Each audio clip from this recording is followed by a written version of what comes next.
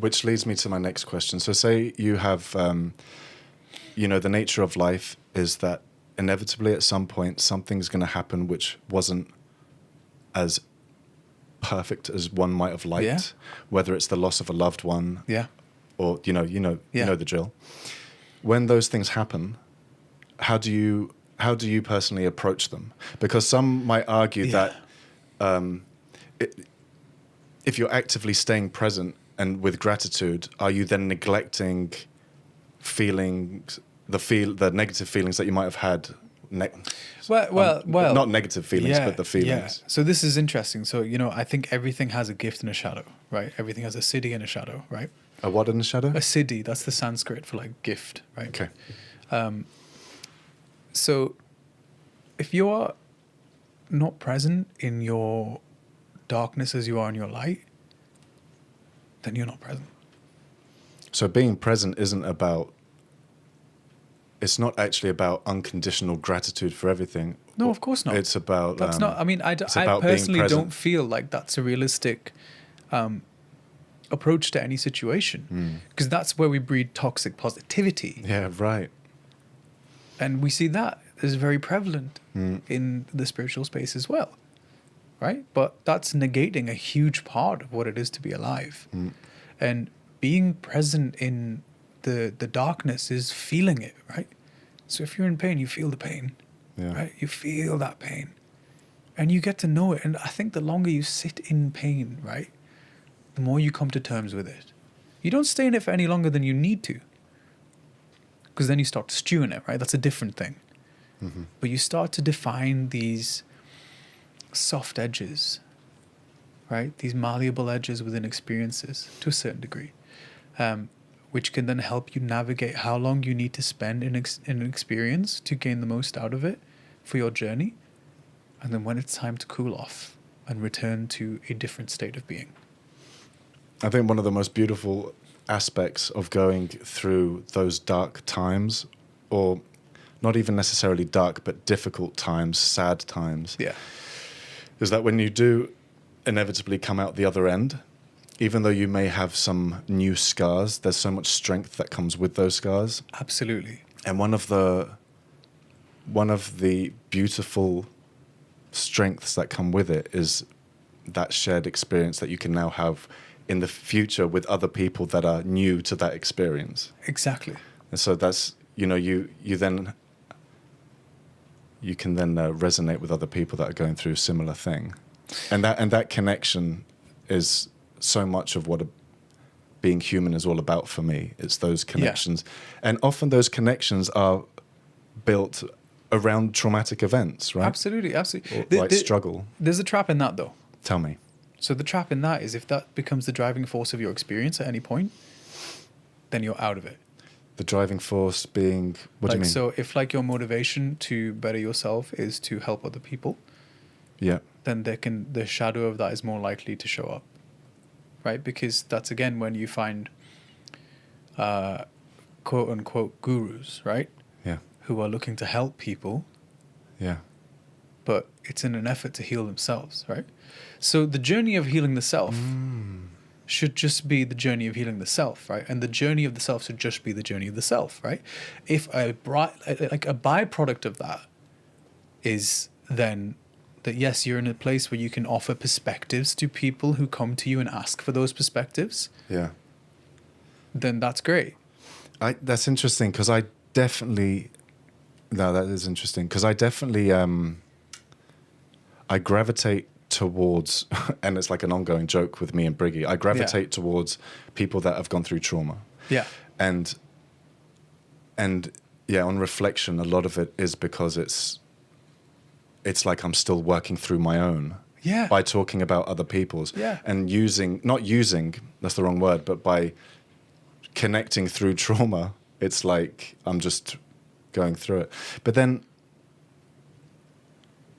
but it's not out of, and I know this with you, it's not out of any malice or any malintent at all. No, and I don't feel it's out of even from an ego place. No, you are genuinely trying to help, right? Yeah, But maybe I do lean a lot onto it more than is needed sometimes. Because sometimes when I meet someone for the first time, I'm like, right, are they neurodivergent? Have they got any trauma from their childhood? Yeah. Where can I connect? And that Well, step... this is interesting because that's how you've learned to connect. Exactly. Right? That's exactly it. Yeah. And that's what I did the majority of my life is, especially when I was very unaware, it was like, right, how can I get people to like me? Yeah. Because I need people to like me to feel safe, because I'm so painfully insecure in myself that I need the validation from others to feel whole. But now That's some beautiful self-awareness, by the way. right, but and now that on top of that, with growth, I no longer feel those things, but I'm still having that same pattern. Well, it's because from the old self. There's a very simple Right. reason for that. Because how long has that pattern existed? Yeah, the majority of my life. Exactly. Right? So how long is it going to take to undo? So okay, so how is that? How do you undo that? By consciously bringing it into intention? I put it this way, right? A choice becomes a path when you repeat it. Right. Yeah. Right? So every time you're faced with a decision like that, if you're conscious enough and present enough to be able to choose, then you can redefine your path. Let's And put. There's actually a really helpful thing with that as well. Breathing, Yeah. right? Well, like breath work. Or Take just, a breath before you make a decision in that moment. Take 3 breaths. Yeah, right? yeah. Deep breaths. Which helps with the impulsivity of the ADHD anyway, or Well, just exactly. the impulsivity. Exactly, because I feel like, people are very keen to fill silences, but the silence of presence is not the same as the silence of absence, right? Absolutely. So okay, so let's put it into like an example. Yeah. So I meet this fella, this geezer, who seems Yeah. like a nice bloke, and we start chatting. Yeah. And on some level, I want to connect with this human Yeah. because I enjoy that. But then I feel like he might have ADHD because Yeah. my brain just picks up the ADHD traits. Yeah. Normally, I would bring up my own ADHD. Yeah. But with this new way of moving forward, of trying not to trauma bond, I guess, would I consciously not bring up the ADHD? Or would I look for something else to try and connect over? Like, how intentional do I have to change the dynamic of the conversation? I think a really beneficial mantra for you in this would be, I am enough. Yeah, true. I, Heywood, am enough. I don't need to project my ADHD out there to create this connection. The connection will beautifully blossom as it needs to be. Yeah. I don't need to force this. What I bring to the table as just being me is more than enough. Because I'm a bit torn, because I put so much value in the sharing of vulnerability. Well, but this is the thing, right? So when you place such value on sharing vulnerability, Yeah. you're negating the question, is there space for it to be received? But I do it with the intention of helping those that need to share their vulnerability, Oh, of course, but it's or of blocked that part of them. but it's like I said about the when you invite the light in, right? And Yeah. so if you've created a safe space, which you do, right? And you don't have to do all of these things to do so. The shadow naturally moves into the light, Yeah. right? Which means, in other words, when you hold a safe enough space and when you are a good enough listener, Yeah. vulnerability happens like a flower blossoming. Yeah. I need to work on it. I love it. I love it too. I do. It's some fucking good stuff. Mate, you know what? And I think you deserve some credit, because I've not met many people who are as self-aware and as willing to, work on themselves in their journey as you are. Yeah. I And appreciate that. to be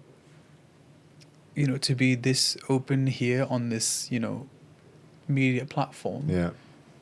is, I think, a necessary and needed thing, because I think, it's interesting. People are often really worried about being wrong, Yeah. or really right. worried about not completely succeeding at something. But how do you learn? Right. How do you redefine yourself? Change seldom occurs without a pause, right? So if you start viewing these moments as like a pause and a redirection and have that reframe as opposed to I'm wrong and all the connotations that come with that, then it becomes a very empowering thing. Yeah, definitely. It's all part of growth. Yeah. There's no growth if you don't allow yourself to acknowledge Yeah. what didn't serve you. Because momentum's a cruel mistress, right? So momentum will move regardless of what's happening, right? Yeah, right. You have to be aware of the direction Yeah. of the movement. Yeah. And if it's going the wrong way, then you got to press the brakes, man. Yeah, and that's a testament to so many things in life. Mm-hmm. Not just with the relationship with self, but relationship with Other people, right. with partners, with friendships, you know, even as deep as family members, right? Absolutely.